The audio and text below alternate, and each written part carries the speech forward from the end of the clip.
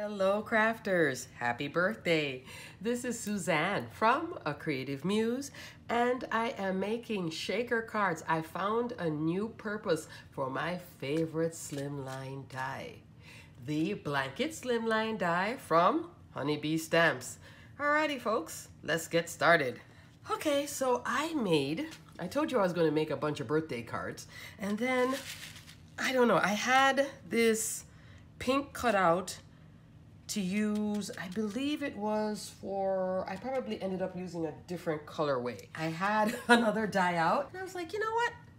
Let me drop it on top of it and let me see what happens.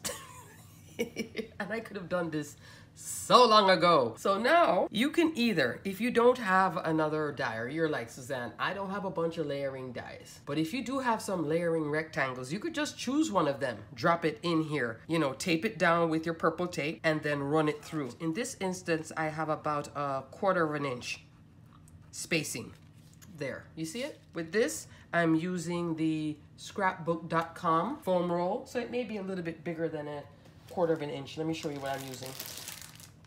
This scrapbook.com foam roll, and I just laid it out, because the good thing about that foam roll, when you lay it out, if somebody turns it on the sides, they don't get a lot of breaks in it. Like if you were to use little squares, you will see every little bit that you cut and put down. This is like a clean strip, a clean strip, a clean strip. And if you notice the paper in the back, Mother's Day paper. This is that Michael's, what was it called? Fresh Peonies? Pretty Peonies? I think it's Pretty Peonies. I'll put the name here because I can't, it's not coming to me right now. But look at that. And then I used a bunch of sequins from my stash. Some of them are Michael's and some of them are Hobby Lobby and maybe some of them are even AliExpress. And yes, I didn't overfill it this time. Surprise, surprise, right? The happy birthday. This is a die I showed you guys that I hauled from scrapbook.com. It's the Picket Fence Happy Birthday Word Slim 7-inch Happy Birthday Word die. Finally used it. And I stack it twice. So if you look at it, so it wouldn't get lost, I did here pink and then white and then kind of stacked it on top of each other, but you know, just slide out one to create a shadow. You see it? Cute. So this is a birthday card ready to go. Yes, 110-pound cardstock on the back because this is a lot of weight in the front. With everything going on, it starts to add weight. But this worked out fine. And this happy birthday, I could have done it the full happy birthday, but I kind of liked it like this. Happy and then birthday.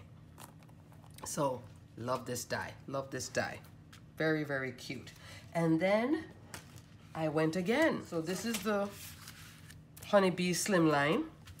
So you could do best wishes right here.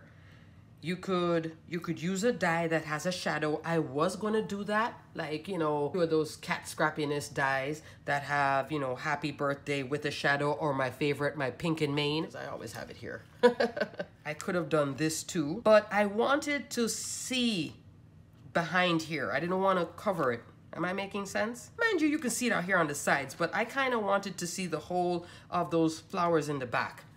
So options, weigh out where you want to be. So this is the blanket Slimline favorite die. Another close favorite. The, what is this called? Slimline scalloped frame. And you guys have seen this one lately because I have used it a lot. Even with the phrases in it, I've cut these out lately too in a few of my examples. And I love this. This is what I got it for. The scallop with those circles. This now, you can cut like so, Slimline, then center this, tape it down, and run it again. This will give you a thinner area, okay? So when I had done this one, I probably used some sort of other, because I have a lot of these rectangle dies, because some of the sets, they come with them, and I also have, you know, rectangle set of Slimline dies. Or if you don't have any rectangle dies, but you have this, you can cut a rectangle. Take a ruler, again, Tim Holtz comes out. Go in, measure it in. So here, I would go 3/8 of an inch in. You could mark it and do 3/8 of an inch. I would do it on the back side. And then take out your X-Acto knife. If you're good with an X-Acto knife, you could cut it out that way and make your own window.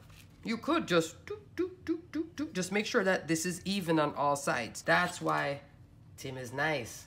Because here, we're getting 1/8 of an inch, 1/4 of an inch, 3/8 of an inch, and then 1/2 inch, going all the way up to 1.5. This is the one I use when I'm doing that kind of crafting with a craft knife for a mini album. When you see that I have 3D projects, if you go into some of my older videos, you know, I'll be following Kathy's tutorial and then she's like, pull out your craft knife. And I'm like, really? But I don't cut straight with my craft knife. That's why I like to drop a die. So you could layer the 2 dies, run it through, or cut the paper with the die, the outer one, then put this on top, tape it in place, and then run it through again. It's fine. And when you're cutting the blanket, I've told you guys before, if you do have this die, run it once and then run it back, just to make sure that all of these little intricate parts get cut well. This is my second example. So, okay, no purple and yellow. No bumblebee dance. So here we have the Mother's Day paper, now turned happy birthday for a friend. Then I decided to go a more regal, I think it can be masculine, card. I hope the overhead light isn't blinding you guys too much. This one I did gold, a lot of gold. You see it? You see it? There, it's gonna blind you now, but fun. Now what happened here, this edging is a happy accident. And I'll explain to you why it didn't cut. And I thought it would have cut, but it didn't cut. Alrighty, so here I am. I took out my blanket slimline die, took out this inner die, taped them together. Let me show you exactly what I'm talking about. So, took this die, facing down, this die in place, taped them together. Took out a sheet of gold Michaels foil cardstock. That foil cardstock from Michaels is so soft that I knew if I had left these edges, these delicate edges hanging, they would just crumple and bend and be a mess. So what I did, I took some 65-pound Michaels regular cardstock and I had put cherry tape, 1 strip, 2 strip, 1 strip, 2 strip, and I layered it. So I did the gold with the cardstock behind. Because I did the thin gold foil with the cherry tape and then the cardstock, so that's 3 pieces actually, ran this on top of it. Everything embedded in each other, and then I discovered, wait a second, I found a really cute texture because I couldn't pull them apart.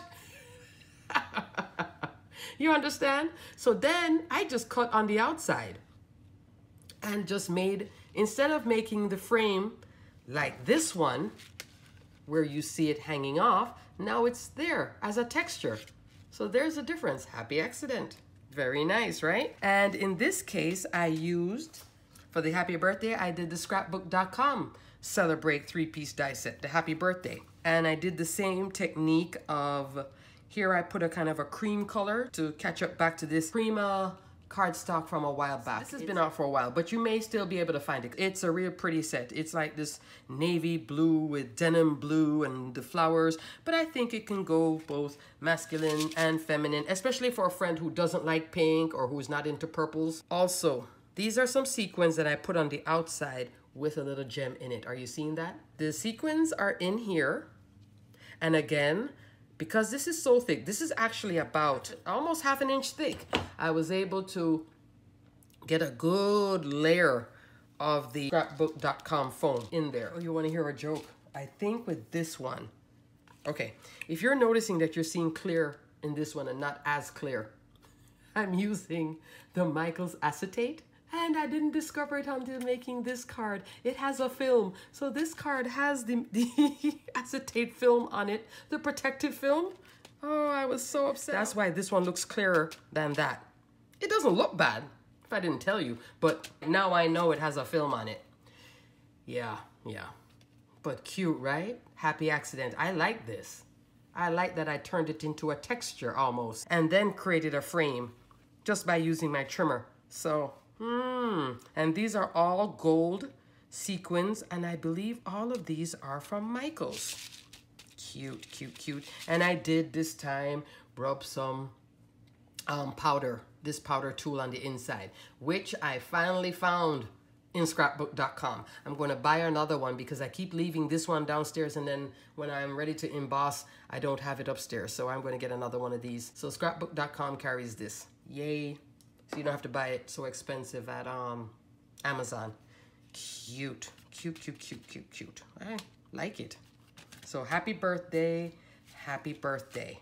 Using my favorite die has gotten new life. Normally I just have it, you know, as a base layer and then just layer on top of it. Now I'm using it, you know, to make a shaker. Yeah. Alrighty, crafters. So until the next video, bust out your background dies. Either cut a rectangle using your craft knife or drop a rectangle in there and create something new and make a shaker. Alrighty, crafters, until the next video. Stay crafty, my friends. Bye.